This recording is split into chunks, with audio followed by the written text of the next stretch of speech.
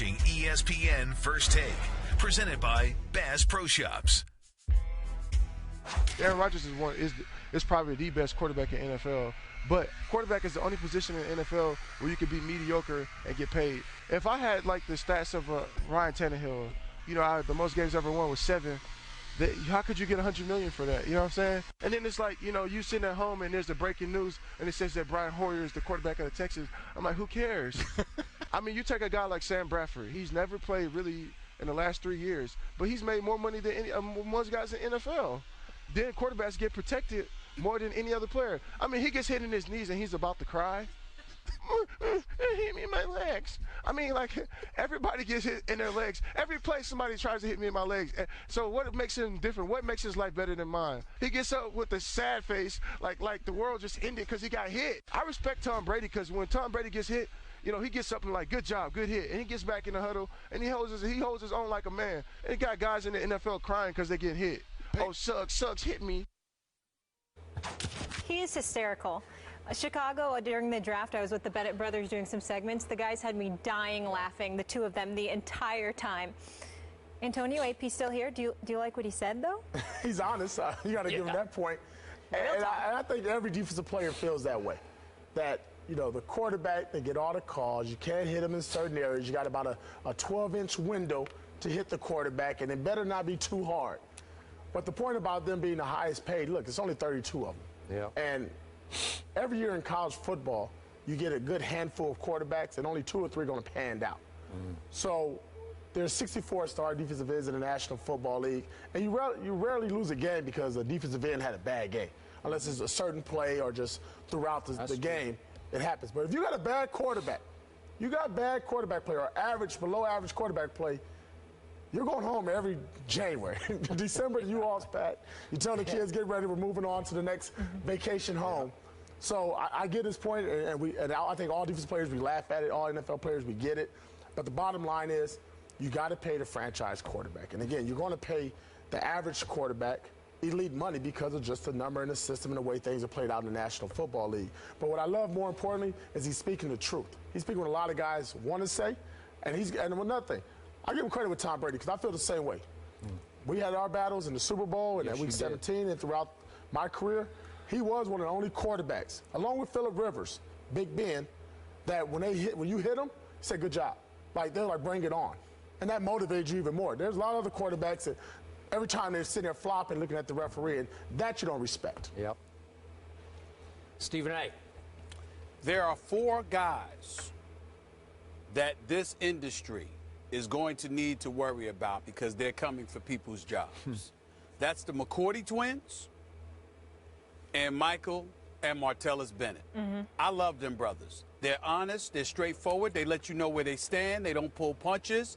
And as far as I'm concerned, in all my years, the few times that I've communicated with them both, there's not a deceitful word in their body. They say what is real, and I respect it. Do I think that Michael Bennett, to some degree, is a little bit misguided? Yes. But only from the perspective that, and I've had this debate with Ray Lewis as well, and I'm sure I'd probably have it with Antonio Pierce right now, because defensive players, they're like, look, man, these dudes are men just like us. We got to be subjected to this. So should they. The only reason I disagree with that when it comes to a quarterback is because you're out there throwing the football. You're at the mercy of the defender coming your way in terms of protection. It's not like you get to stand up and fight. It's not like you get to sit up there and block with them or tussle with them. You are literally helpless in terms of absorbing and taking the punishment that is aimed in your direction. So the notion that the quarterback should be treated the same as anybody else on the football field, I respectfully disagree with that, because they're not in a position where they get to defend themselves most of the time. And I do believe that the league is right to protect them to some degree. Do I believe the league is excessive? Yes, I do. I think some of these calls are incredibly ticky-tack. I think it really rubs me the wrong way. You shouldn't be going at a guy's knees. Particularly they're throwing a football and you're trying to take their legs out on purpose. You certainly shouldn't slam them on their head or knock them upside the head. But outside of that, I think it's fair game. If you have an opportunity to pop them silly, it's exactly what you should do.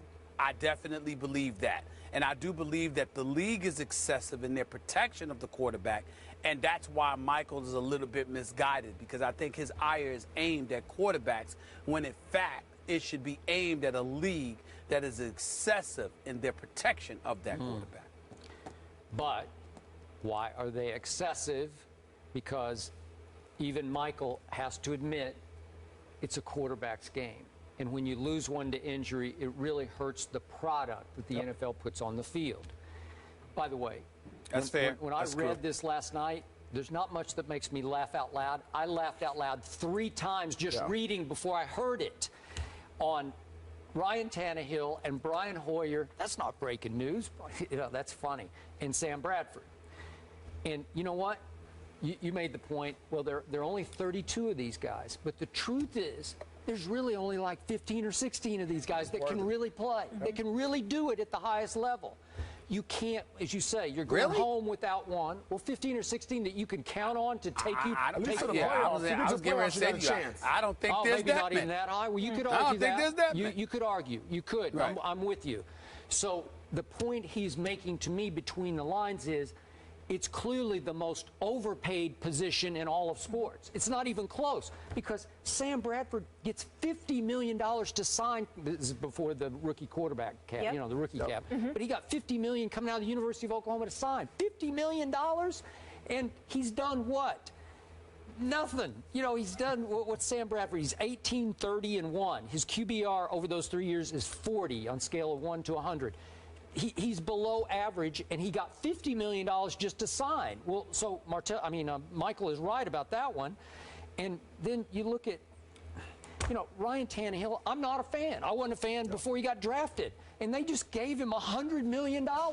Well, is he going to be, to Stephen A's point, a top 15 or top 12 quarterback? I don't think so. So Michael is right about that. Ryan Tannehill got $100 million, but you know what happens? These teams are damned if they do, damned if they don't. So they're going to replace Ryan Tannehill with what? College quarterback. They don't know. They don't know because they can't trust that. So they see flashes from Ryan, and every once in a while he has a pretty good game. And you say, you know what? He might. No, he won't. No, he won't. He'll never be that guy to me.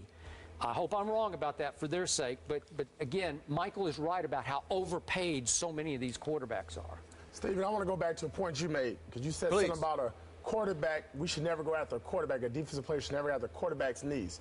But you're a linebacker and you're running. You got a running back like DeMarco Murray running downhill at you. And I got a 350-pound lineman that dives at my knees when I'm trying to make a tackle. Where's my protection as a defensive player? No. I don't want you to misconstrue what I'm saying. I understand if you have no choice, because in the throes of action, you know, that's where it lends itself. I'm talking about when you're literally targeting it on purpose to debilitate the quarterback or anybody else out there on the field. You know how hard it is to tackle in the National Football League? Anytime you can get another grown man on the ground, you did a hell of a job. So I don't care if it's a quarterback. I don't care if Sam Bradford's, he's frail. He's a tall quarterback. Now, Suggs is a huge man. I get it.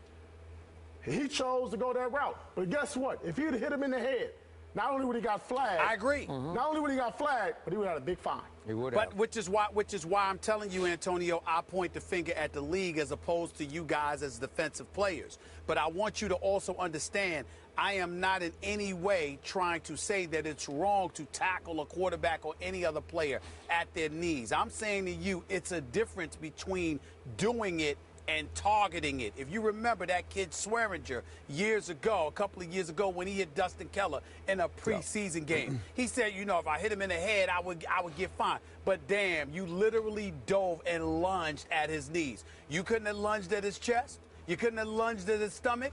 You couldn't have lunged at his waist. Come on, bro.